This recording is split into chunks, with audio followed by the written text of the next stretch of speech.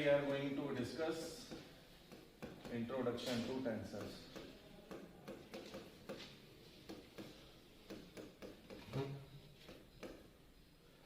Generally in the 10+2 class you have already studied scalars or vectors. So what is scalars or what is vectors? So both of these quantity are the physical quantity.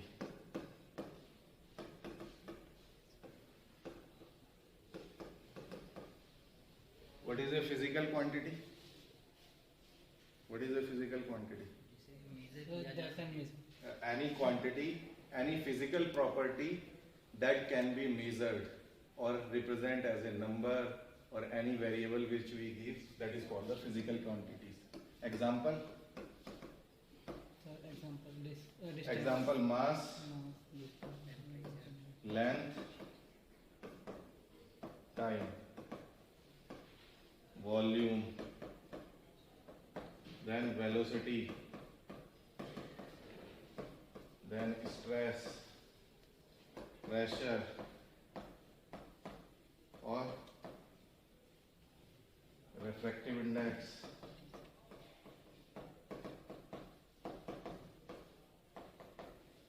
These are the different quantity जो आप लोगों ने पहले भी पढ़ी हुई होगी. ठीक है, तो जनरली स्केलर्स क्या होती है? Scalar are those physical quantity which have only magnitude. So scalar has only magnitude. Scalar का सिर्फ मैग्नीट्यूड होता है, not direction. और what is vector? So having magnitude as well as direction. Magnitude as well as direction.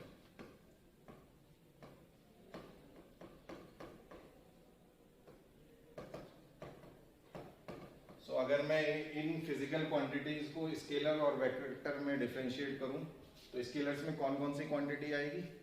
मास हो गया, length, time, जिसका सिर्फ magnitude के बारे में बात करेंगे, उसकी कोई डायरेक्शन स्पेसिफाई नहीं होती है. सिमिलरली वेक्टर्स में वेलोसिटी हो जाएगा और फोर्स हो जाएगी, ये सारी, जिसमें इसके मैग्नीट्यूड के साथ साथ हमें ये भी बताना पड़ेगा कि वो किस डायरेक्शन में अप्लाइड हो रही है. Now comes to the tensor. अब टेंसर्स क्या है? So tensors consist of both scalars, vectors और एनी अदर फिजिकल क्वांटिटी. अब ये अदर फिजिकल क्वांटिटी क्या क्या होती है? दो जो फिजिकल क्वांटिटी जो ना तो स्केलर है ना वेक्टर है, वो कम्स अंडर टेंसर. तो टेंसर होते क्या है? Tensor are the generalization of scalar and vector. So it is just a generalization. मतलब अगर मैं डिफरेंशिएट करूं टेंसर्स को तो हम कैसे एक्सप्लेन करेंगे टेंसर को?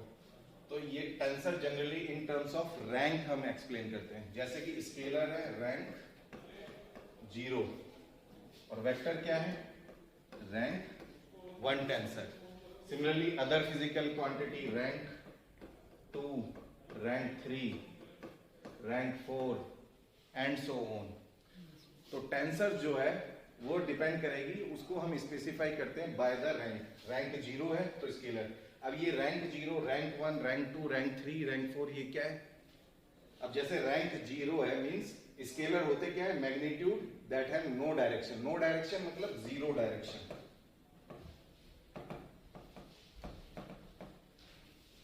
इनकी कोई डायरेक्शन नहीं होती. Vectors magnitude as well as direction along a line. मतलब हम वेक्टर को लिखते हैं इन टर्म्स ऑफ कंपोनेंट. जैसे हम कंपोनेंट में किसी वेक्टर को लिखते हैं ना कि एक्स, वाई और जेड डायरेक्शन में, अगर वो 3 डायमेंशन में बता रहे हैं तो उसका कंपोनेंट एक्स में भी होगा, वाई में भी होगा, जेड में होगा. तो अगर मैं एक पर्टिकुलर कंपोनेंट की बात करूं वेक्टर में तो अलोंग वन कंपोनेंट 1 डायरेक्शन होगी. जैसे एक्स में कंपोनेंट है तो मैग्नीट्यूड भी बताना पड़ेगा प्लस मुझे डायरेक्शन बतानी पड़ेगी. जैसे अगर कोई वेक्टर है P, कोई पॉइंट है, उसकी मुझे डायरेक्शन बतानी है तो एक्स वाई प्लेन में मैं कैसे बताऊंगा? अगर ये एक्स वाई है तो इसका कंपोनेंट एक एक्स में भी होगा, सेम वाई में भी होगा.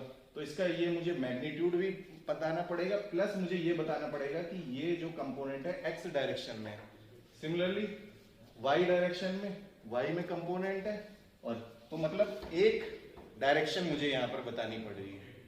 तो वन डायरेक्शन है, so that's why it is rank 1 tensor. समझ में आ रहा है? तो it is A rank 1 tensor. Similarly rank 2, rank 3, rank 4 वो क्या हो जाएगी? रैंक 2 का मतलब मुझे दो डायरेक्शन बतानी पड़ेगी, मैग्नीट्यूड के साथ साथ दो डायरेक्शन बतानी पड़ेगी उसके। एग्जाम्पल के तौर पे इसमें आता है रैंक 2 में ससेप्टिबिलिटी, कंडक्टिविटी, सिग्मा आई जे, और आप लोगों ने सुना होगा moment of inertia tensor, Yes, sir. Moment of inertia. So moment of inertia is not a vector, it is a Tensor. Tensor of rank 2, IIJ. So generally tensor are specified by this indices. यहाँ पर दो indices मैंने use करी है, so it is a rank 2 tensor. So tensor का introduction और उसकी classification हम आगे एक्सप्लेन करेंगे ऐसे। ठीक है? Is there any problem?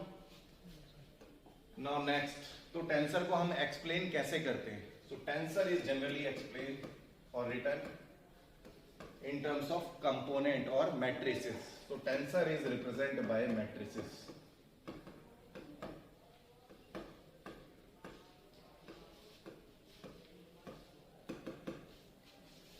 So tensor represent through matrix under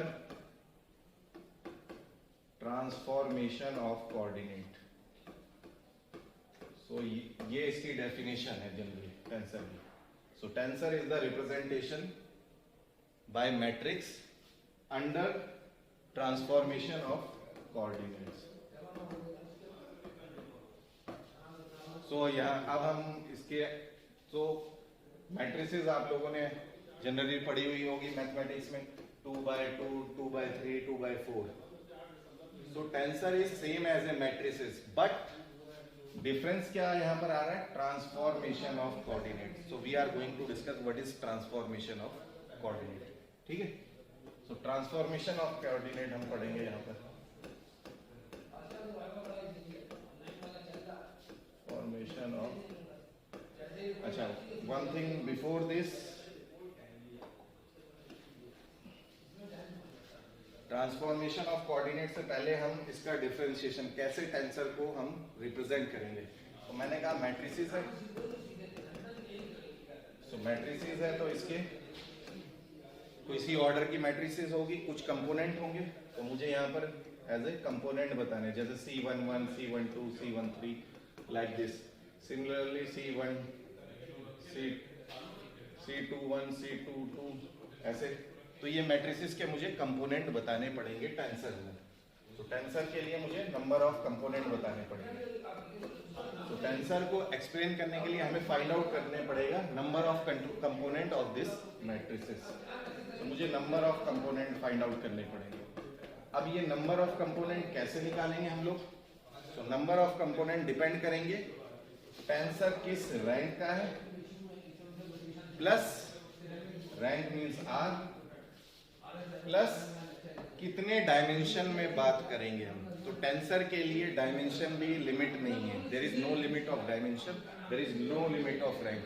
अगर मुझे किसी टेंसर की रैंक पता है, किसी टेंसर का मुझे डायमेंशन पता है कि कितने डायमेंशन में मैं बात कर रहा हूं, तो मैं उसके number of component find out कर सकता हूं. कैसे? सो डायमेंशन, किस डायमेंशनल स्पेस में हम बात कर रहे हैं. जनरली हम 3 डायमेंशन में पढ़ते हैं कोई भी कंपोनेंट, क्योंकि हमें पता है 1 डायमेंशन, 2 डायमेंशन और 3 डायमेंशनल जो हम नेचुरल वर्ल्ड में हम लोग देखते हैं. जैसे ये रूम है, इसके एक्स एक्सिस की बात करें, एक्स डायरेक्शन, वाई डायरेक्शन और जेड डायरेक्शन, ऐसे ही होता है ना. तो हम जनरली किसी भी कंपोनेंट को, हम किसी भी क्वांटिटी को हम 3 डायमेंशन में डिस्कस करते हैं.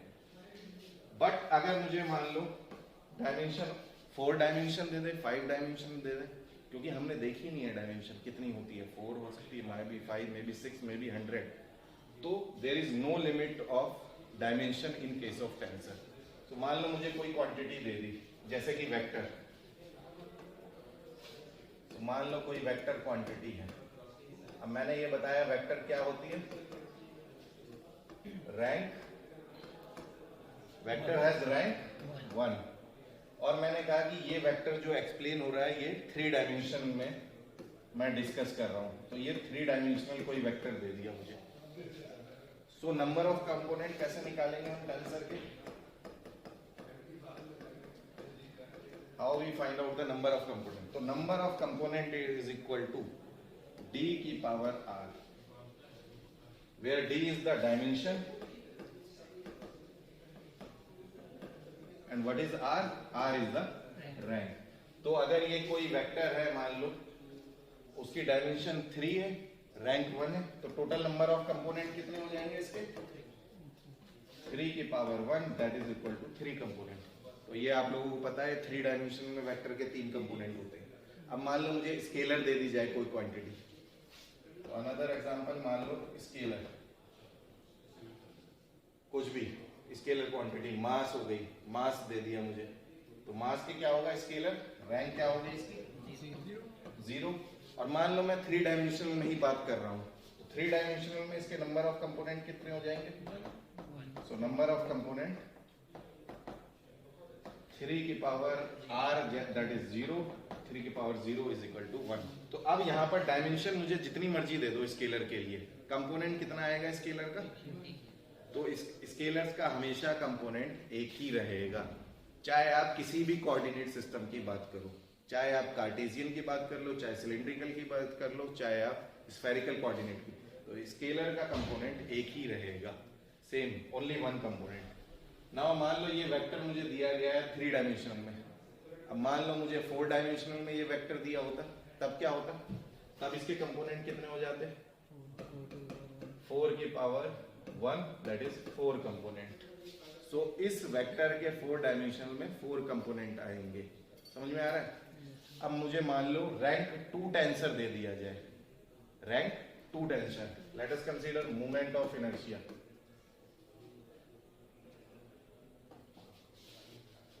मान लो मुझे मोमेंट ऑफ इनर्शिया टेंसर, तो what is this tensor, it is A rank 2 tensor,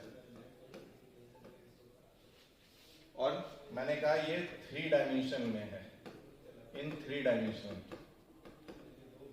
so total number of component इसके कितने हो जाएंगे, so total number of component of matrix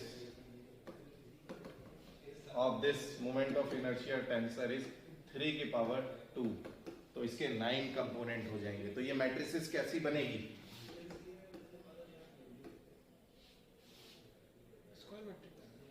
कितने की होगी, रो कितने होंगे, कॉलम कितने होंगे, अगर 9 कंपोनेंट हैं तो 3x3 की मैट्रिक्स हो जाएगी, यानी I11, I12, I13, I21, I22, I23, ठीक है।